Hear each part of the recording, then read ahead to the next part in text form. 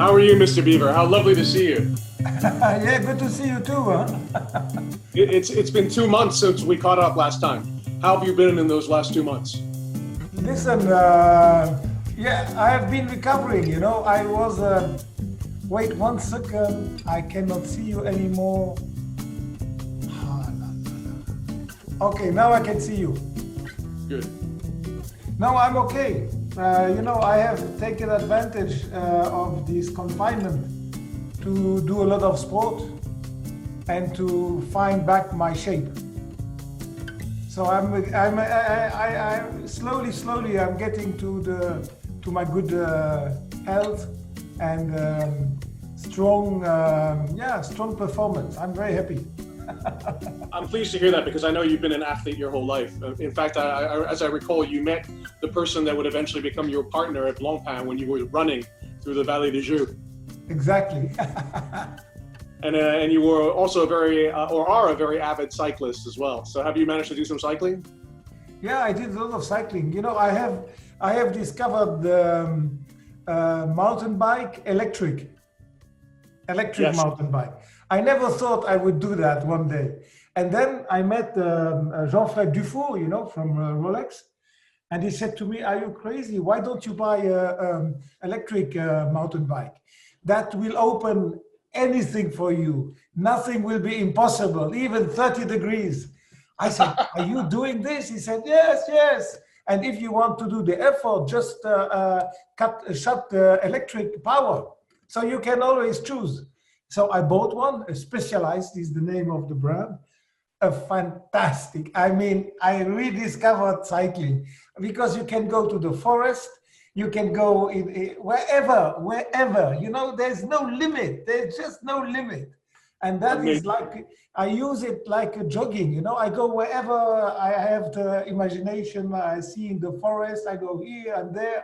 And what was it, 3 days ago, I went for 2 hours 45, and I didn't see one car. So it's extraordinary, you know, because you don't need to be on the road. You can be wherever you want, you know, and that's fantastic. Amazing. You know, one of the things that I want to talk to you about was, well, first, I know we had invited you to speak a little bit about the charity auction that we're hosting, but one of the things that you talked about when we spoke on April 3rd, which was 2 months ago, has been one of the things I've been thinking about the most. And, you know, what you said was, I said, you know, Mr. Biver, what is our greatest challenge for the future? Because everyone wants to think about after they're finished with the COVID pandemic, which hopefully happens sooner rather than later, how do they want to live their lives, right?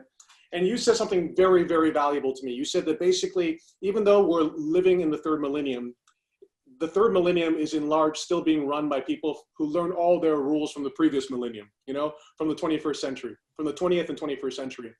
And one of the things that they were taught was that they had to maximize profit no matter what they were doing, right? They had to maximize profit no matter what the cost. And you can see what the cost has been to humanity, and you can see what the cost has been to the planet as well, right? So, Mr. Biver, my first question to you is profit a good thing? And can profit be an ethical thing? I think profit is a necessary thing. It's like if you are a sports person, you need performance, and profit is performance somehow. Now, nothing is bad in performance. Nothing is bad in the victory. What is bad is how you share your victory.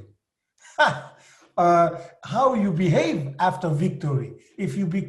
Because many people, once they have victory, they start to be, they lose their humility. They are not humble anymore. They are arrogant. They don't say thank you. They don't remember people who have helped them, etc. So victory and performance and profit is good.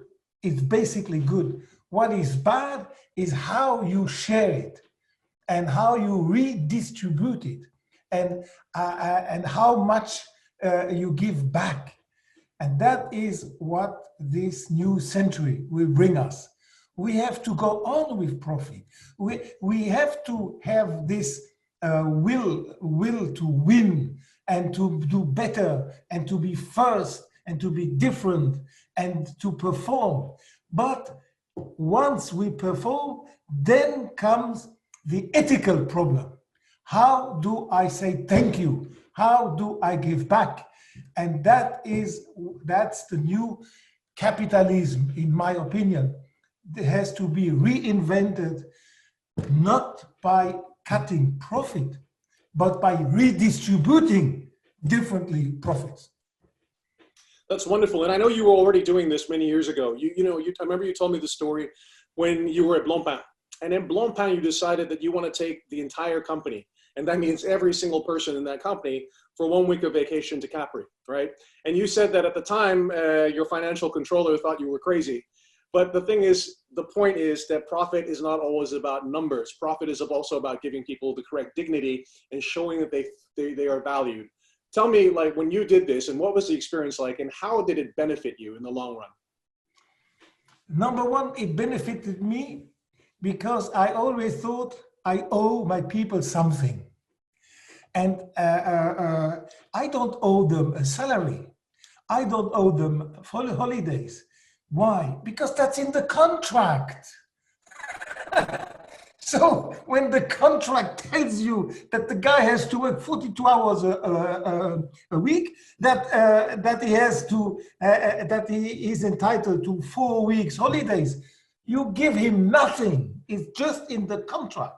So I always thought, one day as the boss, I have to do a special effort. And I had the idea to go to the south of Italy, to Napoli first. Why? Because I said, if I take my people to holidays with me, it must be a mixture between culture and pizza. We cannot only have pizza and Barolo. We must share, we must also have a little bit of culture. So we started in Napoli. Why Napoli? Because Napoli is the contrary of the mentality of a watchmaker. In a watchmaker, everything is organized, everything is very accurate, and Napoli, it's full of fantasy. The driving way, everything is fantasy. So that is the first thing. The second thing, in Napoli, you have something incredible. You have the smallest mosaic in the world, in the Archaeological Museum of Napoli. You have mosaic that are, they're so small. And when you see the mosaic from a certain distance, you think it's a painting. You have to come very close to say, oh my goodness, these are all little stones that have been cut, tack, tack, tack with the colors. Extraordinary. So, which means I showed my watchmakers, number one, the fantasy, and fantasy can be organized. Bordello is organized. You have the bordello unorganized, and then you have the bordello organized. And that's quite charming, I must say.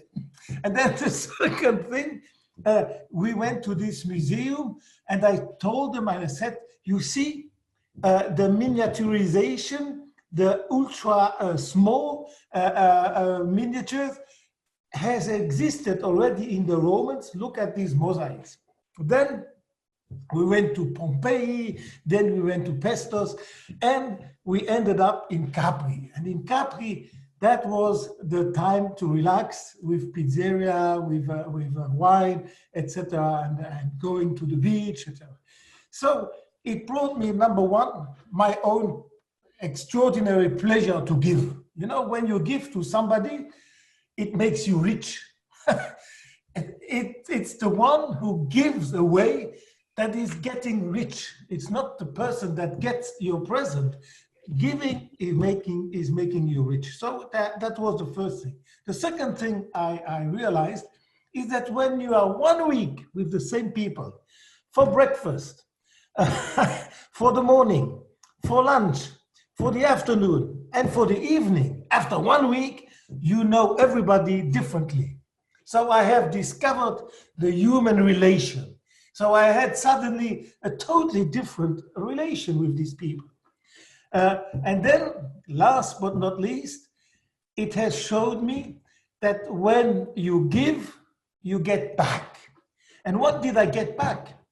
I got back, we came back from Friday. On Monday, I go to work as usual. Hello, everybody. How was your weekend? You recovered well from this trip? Yes, yeah. And I go to my office and I see a kind of a paper roll, bloom. I say, what's that? And then and there was 97 signatures and the text, dear Mr. Biver, thank you very much for these 5 days holidays. As during those 5 days, we could not produce a single watch, we all here with the 97 signatures, we will work 5 Sundays till the end of the year in order to recoup the 5 working days that we didn't have because we were on holidays with you. So at the end of the day, they gave me back exact. I never expected that the giving back could be so, I mean, it was such an emotion. That was the best emotion I ever had in my business, is to see these 97 people giving me back and committed to do 1 Sunday, 5 Sundays in order that we could recoup the 5 working days that were holidays. But that's such a beautiful story. It's such a beautiful story, Mr. Biver, you know, and I love what you were saying about how the person who gives is the one that feels the pleasure, that feels the happiness for that gesture. And in some ways you gave them the opportunity to give back to you as well. And you know, I know that for you it was genuine intention to treat them well and have them have a great time and to really get to meet them. But the end result is that you have a team that is so united now and that shares one vision and that shares one belief, you know, in the company and the person that's running it, that's amazing, you know? And so that's one thing I also want to talk to you about as well, because I was having a conversation with Ricardo, the CEO of Hublot now, and who I know is one of your favorite people. In fact, I think you once mentioned him as your greatest success story because you're so proud of what he's achieved. But one of the things that no one ever talks about, so everyone always talks about you as a great communicator and as a person that is great with product and is great with marketing, and actually is one of the key people that brought about the return of mechanical watchmaking. Because remember, in '83 in Blancpain, you made a very forceful statement. But what people forget to mention sometimes is that you are actually one of the greatest business leaders in the world as well, because you are able to do with less people more work than most people. And this is something that I always found fascinating, right? Because, you know, when people are in a tough time, like now, what is the first thing that business leaders will do? They will reduce fixed costs. And what does that mean? Let's fire people. Let's stop producing in Switzerland. Let's stop producing in Italy. Let's get rid of all of the fixed costs. But what I've always admired about you is you've always approached it from a different direction. You've always created your companies lean and efficient with less people, but people who are more capable somehow. You know, I think you've always applied this philosophy of 2 people doing the job of 3 people. But you are also able to do this because you attracted the best people and you got them to believe in your vision. How did you do this? It's very simple. When I was a student, I was not good at school, because I didn't like school. I didn't like to work. And one of my teachers told me in front of the whole class, and it shocked me. I really felt bad. He said, listen, Biver, you work so badly. You are so stupid. Then in the future, I can only see two ways for you to perform. The first, I hope if your parents are rich, then I hope they will give you the money and you just need to spend the money. If they are not rich, then you can only perform if you employ better people than yourself.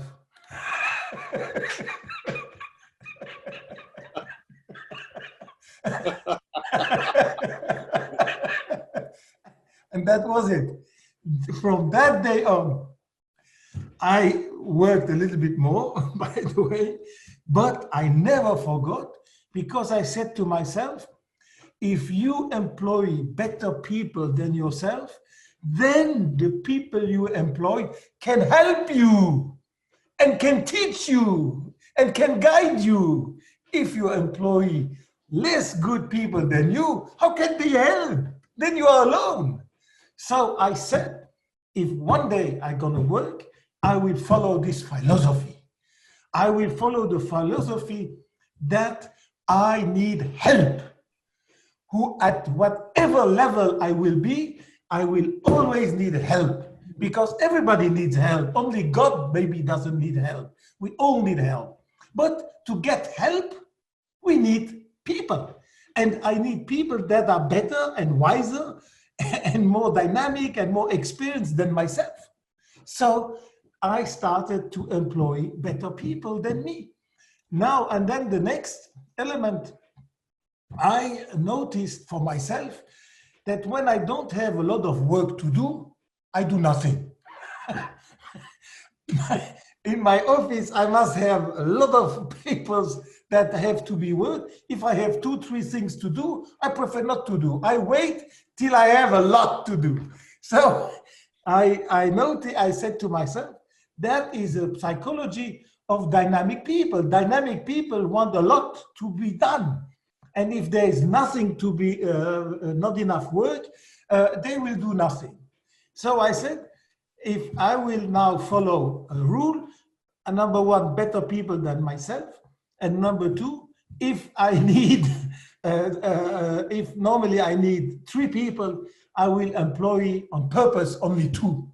Like this, they have so much to do that they're gonna work a lot. And that was the start of my career. That was all developed thanks to this teacher who gave me this incredible lesson, which I took positively and which helped me. That's also a good example. You should never be ashamed or to be disappointed if somebody tells you the truth. Just try to make it the best out of it. And I make the best out of this, the wordings of, and the whole class was laughing about me, but it helped me. And till today, I remember this teacher, Mr. Kirschel was his name, and he was a teacher at my business school, and he was also a teacher at the hotel school of Lausanne. He was a great guy. That's incredible. He must have been very proud to see the success that you had afterwards as well. And you're being very modest. It reminds me a bit of the other person that I have a great fondness and affection for in the luxury industry, which is Ralph Lauren. And he always told me something quite interesting. He said that for him, one of his proudest things was the people that he was working with, you know, his colleagues. And he said that if he saw someone or met someone that he felt had ability and he felt that this person would be amazing in my company, what he did was, even if there was not a place for that person, there wasn't a role, a specific role for that person, he would try to find some way to allow this person to enter the company and find their own pathway, their own role, which I think is very interesting too. Yes, yes. And you know, I have another privilege that with most of the people who work with me, they are becoming friends. And Jean-Claude Dufour, for instance, is one of my 3 or 5 best friends in my life. But where have I met him? In the watch business. Wouldn't I have been in the watch business, I would not have known Jean-Claude Dufour. Another of my 5 best friends in my life is Fritz Ammann. Fritz Ammann was the boss of Omega. Wouldn't I have been in the watch business, I would not have met Fritz Ammann. And so same for Ricardo. Ricardo, and by the way, also Jean-Fred, they all have a chalet in the same mountain village than me. So we meet every weekend. So at the end, when your people are becoming your friends, then you have a real community. Then, but I know if you have 80,000 people, you cannot be a friend with everybody.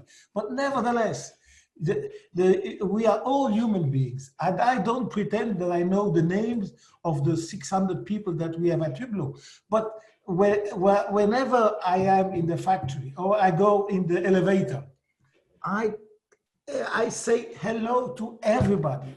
Shake hand. In many companies, people who take the elevator, they just say hello and that's it. You know, anonymous, hello. I stop with people. I try to laugh with people. I'm looking at the eyes of people. So the way you treat people, you know, we at Tumblr, we decided to buy every week for I think 10,000 Swiss francs flowers. Flowers, not for the reception room, not for the entry, not for my office, but for the people who work next to the machines, to give them hope, to give them a color. Flower are bringing color. Flower is sun. Flower is optimism. Flower and the color brings you creativity and happiness. So there is a way to treat people, and this way is called respect. You must respect people. You must love people, by the way. You must have a relation to people. If you are a computer, okay, then I understand that you have no relation. But as a human being, you need to love people. You need to respect people. You need to help people. You need to guide people. You need to motivate people. And you need to share with people. That's the responsibility of the boss. And if the big boss has this attitude, then this attitude goes down to the floor. And then everybody starts to smile with the eyes, because smiling with the mouth, that's easy. People say in the pictures, we make a picture, smile, smile, cheese, cheese. But the real smiling comes from the eyes, and the eyes cannot cheat. The mouth can cheat. I can smile when I'm unhappy eventually. I can cheat. But with the eyes, when they smile, they cannot cheat. So the smiling eyes, you must be careful. And when I go through the factory, I look at the eyes to see how happy are the people.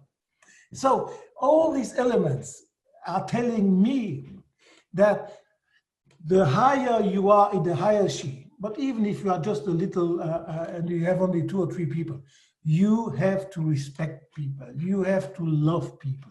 You have to be concerned by people. And you know, today there are a lot of people that are jobless. And I have always been, for me, the jobless is one of the biggest drama that you can have in life. And I said one day that we had to leave, we had to make 40 people leave when I was at Tag Heuer in 2014. We had to, 40 people had to leave. Thanks God, we could take them back after a certain period. Not all, but I think 32 came back. But what did I say when these 40 people had to leave? I said,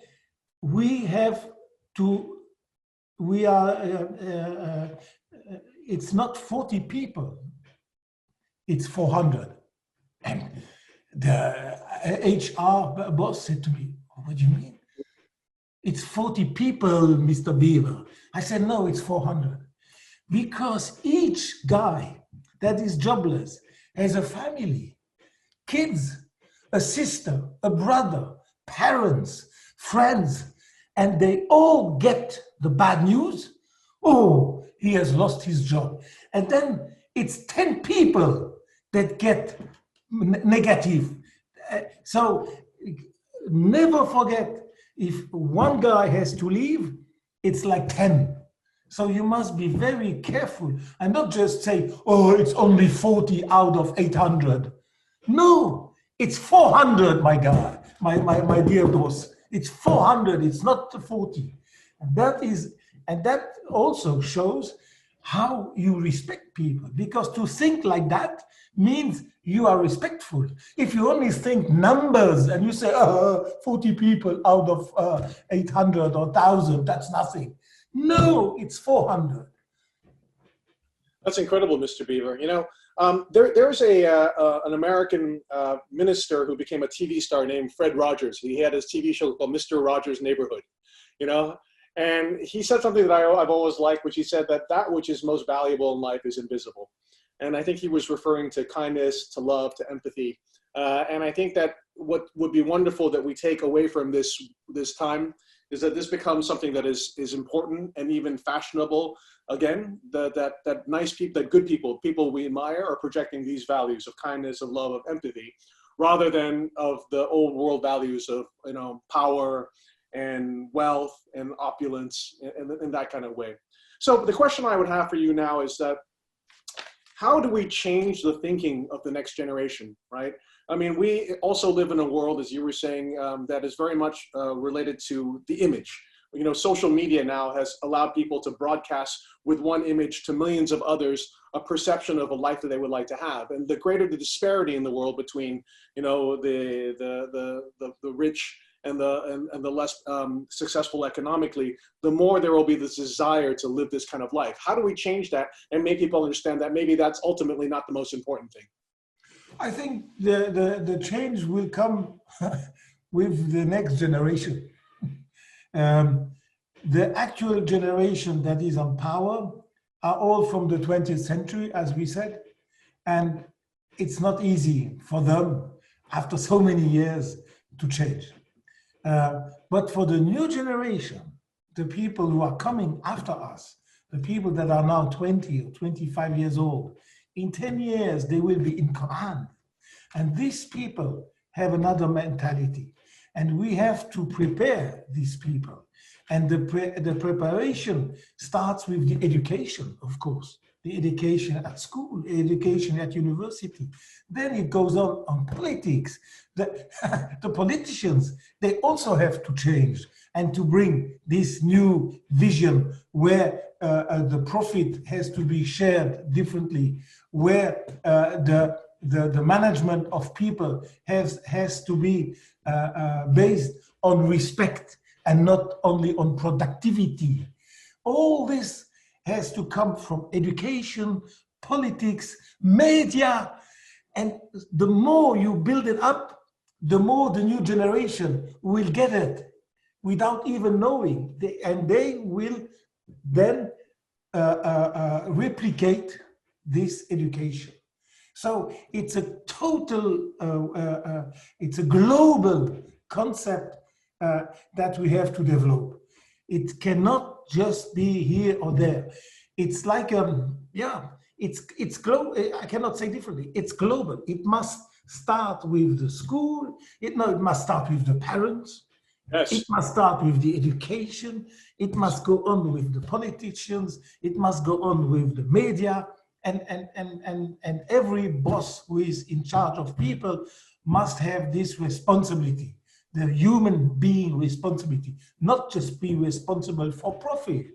That also he must be. Of course, we never lose profit, but profit is not the only way. It's not the only purpose to exist. So I think we will need 10, 20 years before we see the change. And that is why I regret to be so old, because in 20 years I might be dead and I will not see this wonderful new generation guiding the world with another conscious of the respect of human beings.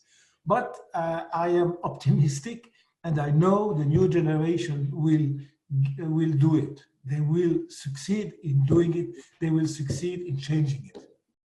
Well, you know, Mr. Biver, I'm also from a generation that's a bit older as well. And I think that you make a very good point. You know, at my age and at your age, we can't change the world anymore, but we can change the people who are going to change the world.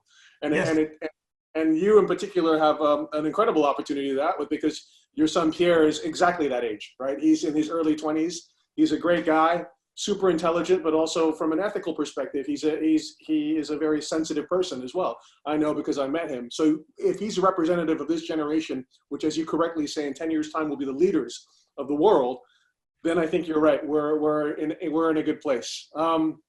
Okay, so before we start talking about our charity auction, I also just wanted to say that I have nothing but the greatest respect also for LVMH Group. This is not me, you know, as you know, I have no interest in LVMH Group, but I want to say that there's many people who have come to the forefront of this pandemic to try to help and to donate money and to make an effort. But I was just this morning reviewing what LVMH group had done. This is not even including the millions of dollars they've given directly, but they imported 40 million face masks to France. They purchased 261 respirators. They shipped 400,000 tests. They sourced 2 million medical gowns. They donated to the Chinese Red Cross and to the Foundation of Hospitals of Paris. And they were, from the beginning, they were delivering 60 tons of sanitizer a week from the perfume factories. And what I love to see, sometimes people can look at LVMH Group and understanding that the family behind it is one of the most wealthy and powerful families in the world, and I understand that. But there is an underlying ethics there that I really, really respect. And when this pandemic broke out, they were amongst the first to help and give the most powerfully. So I have to say bravo to them. And even when it came to this charity auction, all three of the LVMH Group brands, TAG Heuer, Zenith, and Hublot, immediately said yes. So I also wanted to say, thank you to them and big respect to that group. And I know that was part of your story as well. So, really amazing people to be working with. Thank you for the compliment for LVMH. You are right. It's an incredible group, and it's incredible because it's also run by one man, a human being, an artist, a visionary, an entrepreneur, a generous man. And we can feel the presence of this man, the spirit of the man, of Mr. Bernard Arnault. He is present, he is there, because he has this charisma, he has this strength, and he influences the group. And again, there is always a man behind. And it's the man who makes the difference. It's like, it's like Steve Jobs. There was a guy behind. Bill Gates, there was a guy behind. Warren Buffett, there was a man behind. They are still there, by the way. And when I see what Bill Gates also is doing, how much he has shared his wealth, and how much the guy is still active in helping. Same for Warren Buffett. These are examples. These are people that we have to promote because they can be like mentors for the new generation. They are the good guys from the 20th century. And there are not so many, but they belong to the good people of the 20th century that we can take as an example for the future. Absolutely. And I think that, just because, like, for example, Revolution and the Rake are magazines, there's no reason why we cannot in some small way try to help out as well. So, inspired by amazing men like Bernard Arnault, inspired by our dear friend Luke, who created Only Watch to benefit muscular dystrophy with his amazing auction, and actually to inspired by a wonderful online magazine called Time and Tide, which is based in Australia, and last year raised $200,000 to fight the Australian bushfires. We decided, listen, it's not that we have any particular right to try to unite the watch industry to do something, but why not? Why don't we try? So we reached out, and we decided to host a charity auction to benefit the World Health Organization's COVID Solidarity Fund. Now, one of the things I've also said to everyone as well is the following. Listen, I want to take your money regardless. So if you have an issue with the World Health Organization's COVID Solidarity Fund or the World Health Organization, for whatever reason, that's fine. You tell me which Corona or COVID-19 established charity you want to donate the money to, and we will donate it, the full amount of the money to that charity instead, because I don't want there to be any restrictions to you in terms of you bidding. And this is for anyone that wins these lots. But anyway, we reached out to a bunch of brands, including, as I mentioned, the LVMH Group brands, TAG Heuer, Zenith, and Hublot. And so many people were so kind in their outpouring to give us these wonderful watches. A lot of them are prototypes. So in the case of Zenith and Hublot, they're giving the watches, the prototypes of the limited edition watches that we made with them. We're giving 2 of those prototypes as well. TAG Heuer is doing something quite incredible. Catherine, who is the heritage director, Catherine Ebrel, she decided she wanted to do something a bit like a Singer Porsche, And of course, I know that anything that happens at Tagoya has to be approved by both Stefan and Frederick, so I want to say thank to them as well. So she wanted to merge like a contemporary case with a vintage movement and create something completely unique that the winner can even help to design the dial-in as well. From Breitling, we have, George Kern's personal watch, a Navitimer Pan Am that he's been wearing since he became the CEO of Breitling. And they wanted to give it up, but they said, come on, it's important. So he said, okay, fine. So he's giving this watch up. So we have these incredible lots. But Mr. Biver, why do you think we as an industry, it's important for us to try to give back? Because we are, number one, because we are in the luxury industry.